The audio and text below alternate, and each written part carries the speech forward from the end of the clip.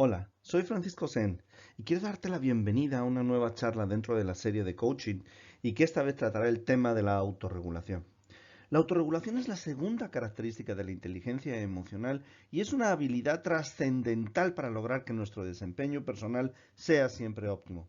En esta charla compartiré contigo por qué es tan importante la autorregulación y también compartiré dos maneras infalibles para lograr un control adecuado de nuestros recursos emocionales e intelectuales. Comencemos. Autorregulación, la clave de un desempeño extraordinario. Estupendo. Empecemos por definir a qué llamamos un desempeño extraordinario. Y de hecho, primero definamos a qué llamamos desempeño, que cuando le ponemos la palabra extraordinario al lado, pues suena fenomenalmente bien. Pero un desempeño es el resultado que obtenemos cuando realizamos un trabajo determinado. Alguien está esperando que hagamos algo por ellos y definen si hicimos o no ese trabajo en función del desempeño que tuvimos. El desempeño es medido por las personas que reciben el resultado de lo que hacemos, ya sea nuestra pareja, ya sea una relación personal, ya sea un trabajo, ya sea nuestro jefe o ya sea el cliente. No es relevante, pero es la persona que recibe el trabajo que yo estoy haciendo o el acto que yo estoy desempeñando el que define si mi desempeño es bueno o no lo es. En general, la forma mide el desempeño como la suma de los desempeños diarios. Es decir, yo no me atrevería, aunque a veces pasa, pero no me atrevería a aceptar el desempeño de una persona por lo último que hizo. Más bien buscaría un historial. Desde luego lo último que hizo me da información, pero yo quisiera un historial. Tomo ese historial y el promedio de lo que ha hecho es lo que determina el resultado final. Si una persona, por ejemplo, en una relación personal, a veces miente y a veces no, y entendiendo que estoy midiendo el desempeño en honestidad, entonces si a veces miente y a veces no, en promedio, pues no sé. Puede ser que me esté mintiendo y puede ser que no me esté mintiendo. Alguien que miente siempre, circunstancialmente o no circunstancialmente, siempre emite una mentira. Y yo sé que emitió una mentira. Bueno, evidentemente lo llamo desempeño mentiroso, no lo llamo desempeño extraordinario. O lo puedo llamar desempeño extraordinariamente mentiroso. ¿Qué ocurre?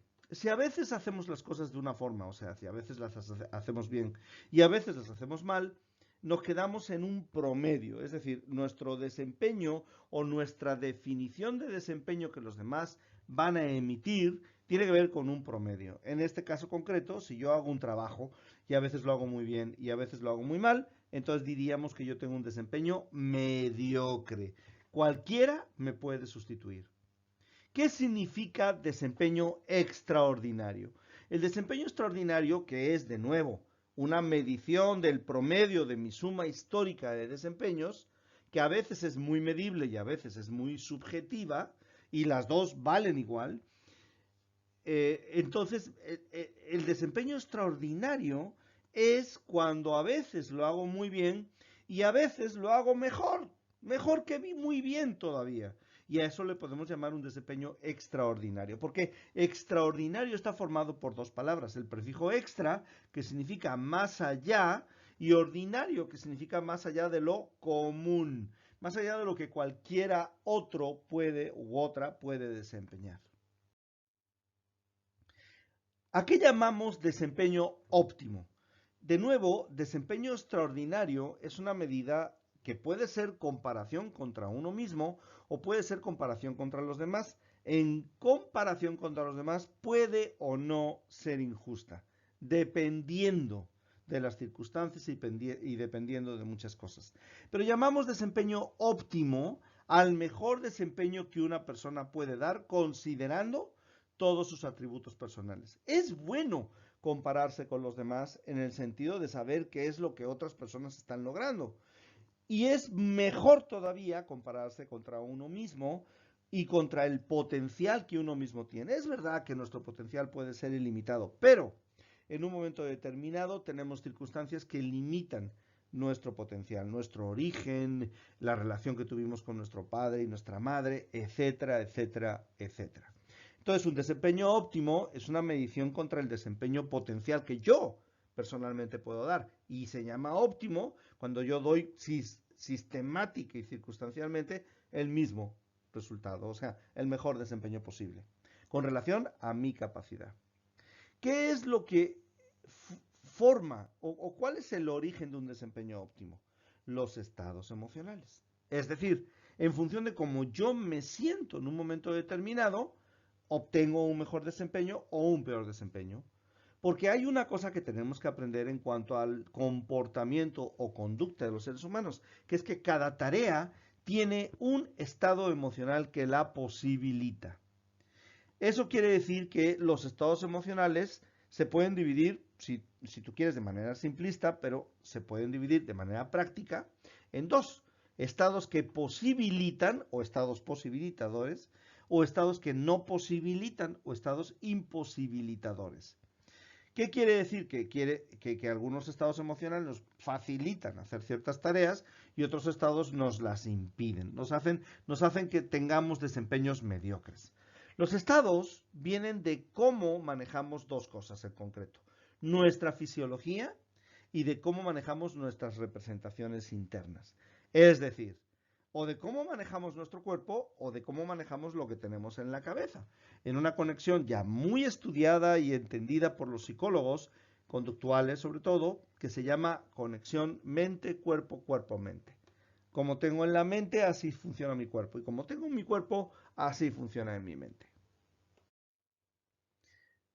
Dentro de todo este proceso hay un concepto que se llama autorregulación, y la autorregulación es la capacidad de administrar mis estados emocionales. Vamos a definirla.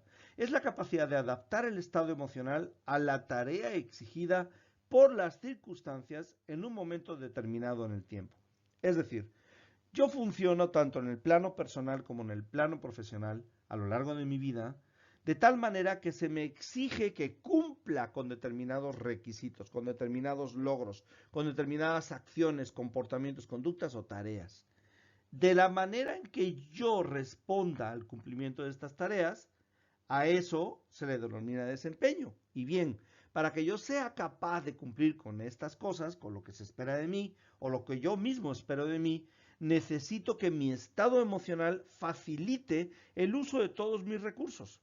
Bien, autorregulación es la capacidad que yo tengo de generar, propiciar, adaptar el estado emocional que se requiere para cumplir con la tarea que en un momento dado la vida me está pidiendo, ya sea en una circunstancia personal o ya sea en una circunstancia profesional. ¿Qué ocurre? Que en todas las circunstancias yo tengo una cosa que se llama primer impulso, que es lo primero que me sale de mi cuerpo a hacer, o de mi mente, ¿no? Lo primero que yo intento hacer. Hay una historia acerca de unos niños y niñas que se sometieron, bueno, los sometieron a un estudio de psicología social tremendamente interesante y que ha sido un motivo de inspiración para mí a lo largo de todos estos años, desde que conozco la realización de este estudio. Este estudio de psicología social hizo lo siguiente con los niños y niñas.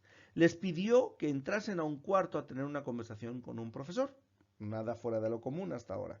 En el cuarto había un malvavisco en un plato.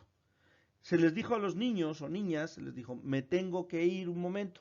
Si esperas hasta que yo regrese, sin comerte el malvavisco que está en el plato, entonces te voy a dar otro malvavisco. Si no quieres esperar y quieres comértelo, no pasa nada, es lo que tú desees y lo que tú quieras. Por supuesto, desde el momento que entraron en el cuarto, los niños lo primero que se fijaron es en el dulce o malvavisco que se encontraba en el centro de la mesa, encima del plato. Luego se les presenta la situación de que yo me voy a ir y si regreso y no te lo has comido, te doy otro malvavisco, o si regreso y te lo has comido, no te doy otro y no pasa nada. ¿De acuerdo? Vale. Ante estas circunstancias, y siendo los niños y niñas grabados en cámara, por supuesto, para ver cuál era su reacción ante la ausencia del profesor, siendo estas las condiciones del ejercicio, ¿qué ocurre? Ocurre que el 70% de los niños y niñas se comen el malvavisco antes de que llegue el profesor. ¿Qué significa esto? Que no aguantaron el impulso. Era un dulce atractivo. En algunos casos en concreto, el 70% de estos niños, en alguno de estos 70% se lo comieron de manera inmediata, no aguantaban más y se lo comieron. En otros esperaron un rato, decidieron que el profesor no iba a venir y mejor se lo comieron. El total es que 70% se lo comió antes de, y un 30% se esperó. Se esperó hasta que el profesor llegara y algunos esperaron horas. ¿Qué ocurre? Se dieron cuenta de que no importa cuánto tiempo tardase el profesor en llegar, ese niño o niña no iba a comerse el malvavisco, ya sea como una, por ejemplo, una reacción ante la expectativa que el profesor pudiera tener sobre ellos. Por ejemplo, yo puedo tener, no que la tenga, pero tú puedes haber percibido que yo tengo la expectativa de que vas a aguantar hasta que yo llegue. Lo sé porque te conozco. Bueno, no te lo expreso con palabras, pero tú así lo percibes. Y el punto es que para cumplir con mi expectativa te aguantas. Otros, por el mero hecho de recibir 2 malvaviscos, estaban dispuestos a aguantarse el tiempo que fuera. Como sea, el 30% de los niños esperó a que llegase el profesor para comerse no 1, sino 2 malvaviscos. Se le hizo un seguimiento a estos muchachos, a estas muchachas, y se encontró que este 30% tenía en promedio mejores notas o calificaciones que el otro 70%, en los años sucesivos, por supuesto. Porque fue un estudio que además duró varios años. ¿Qué significa esto? Significa que si tú tienes la capacidad de controlar el primer impulso, pues vas a ser más capaz al mismo tiempo de controlar tus acciones y tu conducta de forma que seas capaz de cumplir con los requisitos que tienen los resultados académicos que tienes que dar. Yo llego a mi casa, yo soy un niño de 8 o 9 años, llego a mi casa después del colegio. ¿Y qué ocurre? ¿Qué es lo que quiero hacer? Pues no quiero ponerme a hacer las tareas o los deberes, me quiero poner a jugar. Bueno, resulta que ese es el primer impulso. Los niños y niñas que fueron capaces de soportar el atractivo del malvavisco y esperar hasta el final, lo que hacían en general era, primero vamos a hacer la tarea, en los deberes, y luego ya jugaré. Eso representa, en términos absolutos, bueno, un diferencial enorme, una ventaja competitiva con los demás alumnos.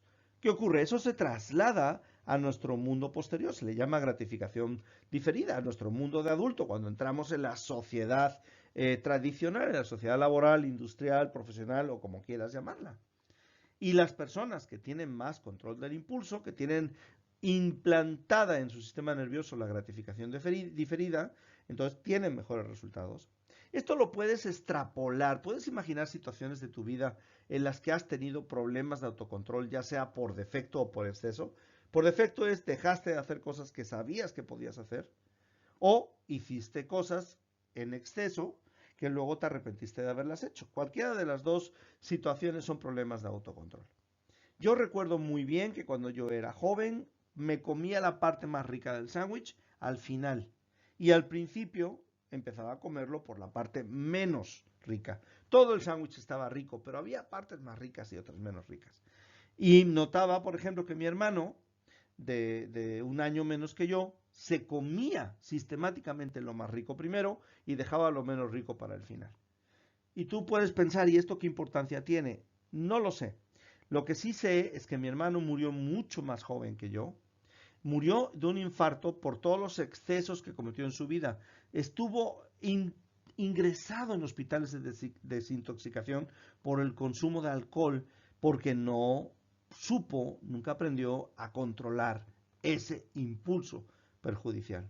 Entonces, con todo el dolor que me representa el haber perdido a mi hermano tan joven, no dejo de entender que la vida es así de franca y así de clara y así de transparente. El control del impulso nos beneficia, nos genera resultados que posteriormente vamos a ver reflejados en nuestros resultados de vida, independientemente de que la muerte es una circunstancia que sucede por muchos otros motivos adicionales a la falta de control del impulso, pero definitivamente contribuyó el hecho de que mi hermano no hubiera aprendido de sus orígenes, desde su principio de vida, a controlar el impulso.